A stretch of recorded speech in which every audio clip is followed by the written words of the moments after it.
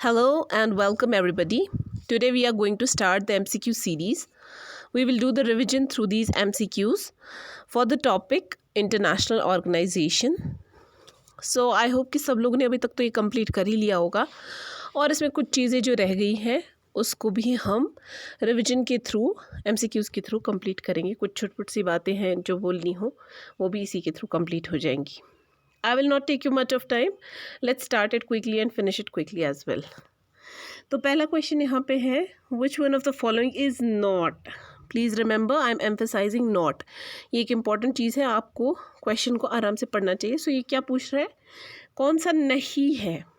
तो इसमें से क्या नहीं है. A sub index of World Bank's ease of doing business index. World Bank जो है तो इसका एस्टैब्लिशमेंट आपको याद ही होगा 1944 में ब्रेटन वुड्स कॉन्फ्रेंस में जो ट्विंस ने जन्म लिया था वो वर्ल्ड बैंक और IMF था. और उनका एस्टैब्लिशमेंट 1945 में फिर हुआ और ऑफिशियल वर्किंग वर्ल्ड बैंक की 1946 में स्टार्ट हुई.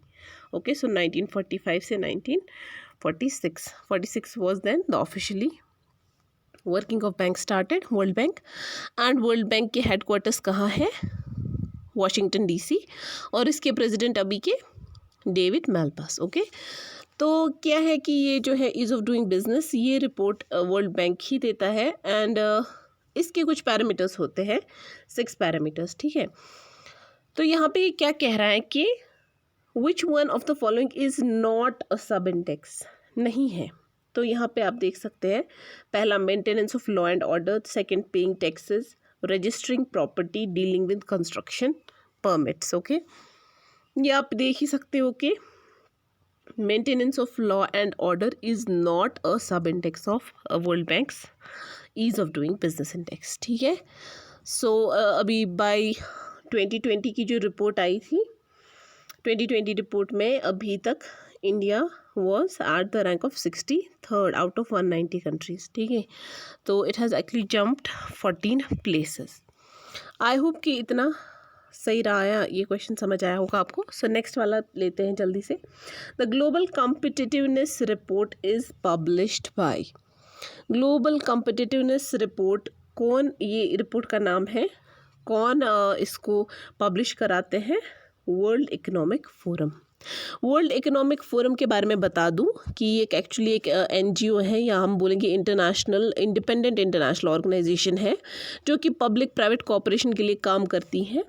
जैसे कि ये इम्प्रूव करता है state of world by engaging business या पॉलिटिकल लीडर्स को, उनको एंगेज करते हैं किस चीज़ में, कि रीजनल या ग्लोबल या इंडस्ट्री की जो ये है एजेंडाज जो होते हैं उनको फुलफ़िल करने के लिए लीडर्स को उसमें इन्वॉल्व करते हैं. तो ये वर्ल्ड इकोनॉमिक फोरम के बारे में मैं बोल रही हूँ. एंड इसका जो एस्टैब्लिशमेंट हुआ था 24 Jan 1971 में हुआ था. ठीक है, सो आई होप कि आपको ये समझ में आ गया होगा. तो ऐसे क्वेश्चंस आते रहते हैं, ये रिपोर्ट वो रिपोर्ट कौन सी वाली ऑर्गेनाइजेशन जनरेट कर रही हैं. So next question is, this is the third one, not the second one but the third one. Okay, so rule of law index is released by which of the following. ये आप मैंने यहाँ पे reference के लिए दे रखा है कि UPSC IAS प्रीलिम्स 2018 में पूछा गया है. तो ऐसे कॉम्पिटिटिव एग्जाम में पूछा गया है, तो ऐसे क्वेश्चंस आने के चांसेस बहुत होते हैं एग्जाम्स में.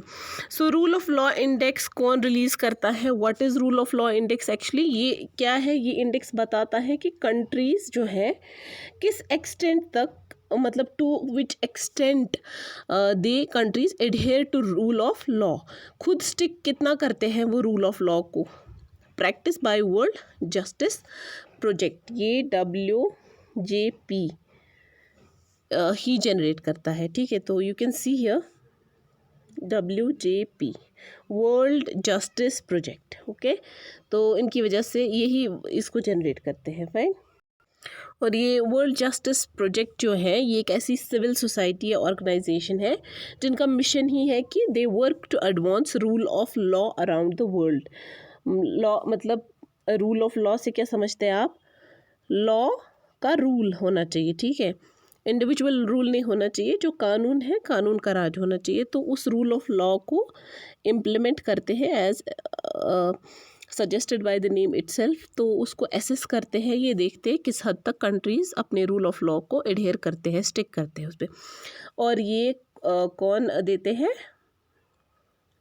WJP, World Justice Project. Okay, so let's come towards the next question. क्या है? Which one of the following issues of global economic prospects report, remember global economic prospects report periodically, कौन issue करता है इसको? ये भी आप देख सकते हैं UPSC प्रीलिम्स 2015 में आ चुका है, तो मैंने इसको इसमें इसीलिए डाला हुआ है। सो बताइए, द वर्ल्ड बैंक। ठीक है, अलग अलग ऑर्गेनाइजेशंस अलग अलग रिपोर्ट्स जनरेट करती है, कुछ 2 भी करती है, कुछ 1 करती है, कुछ 2-3 भी करती हैं। ठीक है, इसी तरह से वर्ल्ड बैंक का इससे पहले आपने देखा ईज़ ऑफ डूइंग बिजनेस। अब देखिए ग्लोबल इकोनॉमिक प्रोस्पेक्टस। ठीक है, तो ग्लोबल इकोनॉमिक प्रोस्पेक्टस के बारे में बता दूं, it is generated by published by world bank obviously. और अगर बात करेंगे 2020 में इस रिपोर्ट के बारे में, तो ये रिपोर्ट जो कि पेंडेमिक आ चुका था, तो इस रिपोर्ट के मुताबिक इट जस्ट सेड कि 60 million people would be pushed into extreme poverty. Obviously तब से और भी इसमें ऐड हो गए होंगे। और इनका कहना था इस रिपोर्ट के मुताबिक कि चैनल्स जो होती हैं, जैसे ट्रेड सप्लाई चैनल्स होती हैं, ओके, ट्रेड और सप्लाई की चैनल्स होती हैं, या इन्वेस्टमेंट इनोवेशन वगैरह, इन सब की जो चैनल्स हैं वो डिसरप्ट हो गई है because of pandemic, this covid pandemic. Okay, तो ये रिपोर्ट भी वर्ल्ड बैंक ही पब्लिश करता है। Let's come towards the next question. आप यहाँ पे देख लीजिए, प्रीलिम्स 2014 में पूछा जा चुका है, and the question goes like this, which are the following organisations brings out the publication known as World Economic Outlook. Very important also, WEO जिसको हम बोलते हैं, वर्ल्ड इकोनॉमिक आउटलुक। ठीक है, तो कौन लाता है ये? IMF। Okay, IMF international monetary fund. International monetary fund के बारे में हमने इससे पहले भी मैंने आपको बोल दिया कि ब्रेटन वुड कॉन्फ्रेंस में ही वर्ल्ड बैंक का भी और इंटरनेशनल मॉनेटरी फ़ंड का भी एस्टैब्लिशमेंट हुआ, और 1945 में ये एस्टैब्लिश हो गया। So this world Economic outlook is published by international monetary fund, and about the international monetary fund it was established in 1945। And क्या चीज़ है ये? Actually it provides the analysis. ये जो है ये रिपोर्ट, अगर बात करेंगे इसके बारे में, वर्ल्ड इकोनॉमिक आउटलुक के बारे में, तो ये वाली जो रिपोर्ट है ये हमें बताती है कि एक एनालिसिस देती है, and it forecasts, actually provides analysis and forecasts of economic development and policies. जो भी इकोनॉमिक डेवलपमेंट्स हुई हैं या पॉलिसीज़ उसकी तरफ काम कर रही हैं, उसके बारे में एक एनालिसिस या फोरकास्ट्स हमें फोरकास्टिंग देते हैं। ठीक है, इसी तरह से ग्लोबल ग्रोथ की प्रोजेक्शन के बारे में भी ये बात करता है, जैसे कि रिसेंटली इसके मुताबिक ग्लोबल ग्रोथ की प्रोजेक्शन इन्होंने प्रिडिक्ट करी है 6% 2021 के लिए। ठीक है, सो इस तरीके की क्वेश्चंस आते हैं, और साथ साथ इसको अपडेट करते रहना चाहिए। नेक्स्ट इज़, यहाँ पे भी और एक क्वेश्चन आ चुका है। सो दिस इज़ नेक्स्ट, या ये क्वेश्चन आप देख लीजिए, resolution UN resolution 47। UN resolution 47 किसके रिलेटेड है? सो आई थिंक न्यूज़ वगैरह जो देखते हैं अच्छे से उनको पता होगा। This resolution is on Jammu and Kashmir dispute issue. ठीक है, जो भी डिस्प्यूट्स थे जम्मू कश्मीर का प्लेबिसाइड वगैरह, उन सब इशूज़ के रिलेटेड जो UN रेजोल्यूशंस देता था, that used to come under UN resolution 47। And after the revocation of the article यहाँ पे जम्मू कश्मीर में, तो उसके बाद UN का जो था इसमें रोल ज़्यादा नहीं रहा है। दे हैव जस्ट सेड कि रेस्ट्रेन इसमें कीजिए। पहले तो इसका रेजोल्यूशन का ये था कि जम्मू कश्मीर में से निकाल लीजिए मिलिट्री को, पाक को भी और इंडिया को भी। ऐसा बोला गया था कि इनमें से कम कर दे अपनी मिलिट्री फोर्सेस को, फिर जो बाकी लोग बचेंगे तो प्लेबिसाइड होगा। सो अब आफ्टर रिवोकेशन ऑफ आर्टिकल वैसा कुछ रहा नहीं, and UN has from that time said कि रेस्ट्रेन मेंटेन कीजिए, पीस मेंटेन कीजिए। This is the rule of UN from that time. So I hope कि आपको याद रहा होगा UN resolution 47, and it deals with the Jammu and Kashmir. Important thing. Next one is international governmental negotiations, IGN जिसको हम बोलते हैं, किसके रिलेटेड है? न्यूज़ में आता रहता है, किसके रिलेटेड है? आपको मैंने इससे पहले जो मैंने लेक्चर्स दिए उसमें मैंने बोला है कि India has been actually pushing, ये कह रहा है कि ऐसा नहीं होना चाहिए, रिफॉर्म्स होने चाहिए यूएन सिक्योरिटी काउंसिल में, बिकॉज ऐसे मेजर पावर्स हैं, 5 जो परमानेंट मेंबर्स हैं, याद होगा आपको 5 परमानेंट है और 10 नॉन परमानेंट है। तो 5 परमानेंट वाले जो हैं वीटो पावर है, उनके पास बहुत ज़्यादा पावर है, उनकी वजह से डिसीजंस में बायसिंग होता है, चांसेस है। तो India has been actually calling for the reform of UN security council, okay. कि इसके साथ साथ ब्राज़ील, जर्मनी और जापान ने भी इसके बारे में बात करी है। दे वांट टू से कि इसमें रिफॉर्म्स लाइए, और इसमें एक ही जैसे परमानेंट मेंबर्स के पास ही इतनी पावर नहीं होनी चाहिए, बाकी सब के पास भी पावर डिस्ट्रीब्यूशन होना चाहिए, सही वाला।